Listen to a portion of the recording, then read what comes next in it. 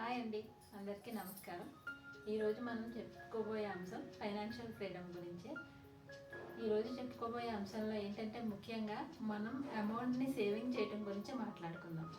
ఇప్పుడు అవసరాలు అనేవి అనుకోకుండా కొన్ని వస్తుంటాయి. ఒక్కొక్కటి మనం ఫ్యూచర్లో ముందుగానే వాటి గురించి మనకు తెలుసు. ఉదాహరణకి పిల్లల పై చదువులు కావచ్చు, పిల్లల పెళ్ళిళ్ళు, అలాగే ఇల్లు కట్టుకోవడం లాంటివి ముందుగానే మనకు తెలుసు.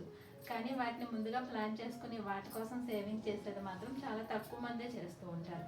అలాగే ఒక్కొక్కసారి ఎమర్జెన్సీ కూడా వస్తూ ఉంటుంది, ఏదైనా హెల్త్ ఇష్యూస్ లాంటివి.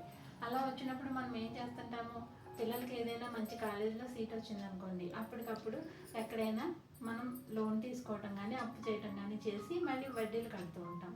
అలా కాకుండా ఇలా పై చదువులకి డబ్బులు అవసరం అవుతుంటాయి. అలాగే వాళ్ళ పెళ్ళిళ్ళకి కూడా డబ్బులు ఎక్కువగా అవసరం అవుతుంటాయి. మనకి ఇల్లు కట్టుకోవాలన్నా అవసరం అవుతుంటుంది అనే సేవింగ్స్, ఆ ఉద్దేశంతో మనం చేసినప్పుడు ఇలా మనం అప్పులు చేసి మనం అనవసరంగా డబ్బును వృధా చేసే అవకాశం ఉండకుండా ఉంటుంది. కాబట్టి ఈ విషయంలో మనం ముందు నుంచి ఒక అలవాటు అనేది చేసుకోవాలి. మనం ఎంత సంపాదిస్తున్నాము, ఎంత స్పెండ్ చేస్తున్నాము అనేది ఖచ్చితంగా మనకు తెలిసి ఉండాలి. దానిపైన మనకు అవగాహన ఉండాలి. అలా కాకుండా మనకు వచ్చింది అప్పటికప్పుడు సరిపోతుంది అనుకున్నా ఈ ఫ్యూచర్ అవసరాలు కూడా మనమే కదా తీర్చుకోవాలి. కాబట్టి వాటి గురించి కూడా మనం ఇప్పటి నుంచే ప్లాన్ చేసుకోవాలి. దాని ద్వారా మన స్కిల్స్ని డెవలప్ చేసుకోవడం, మన ఆదాయాన్ని మార్గాలను పెంచుకునే అవకాశం కూడా ఉంటుంది. Thank you.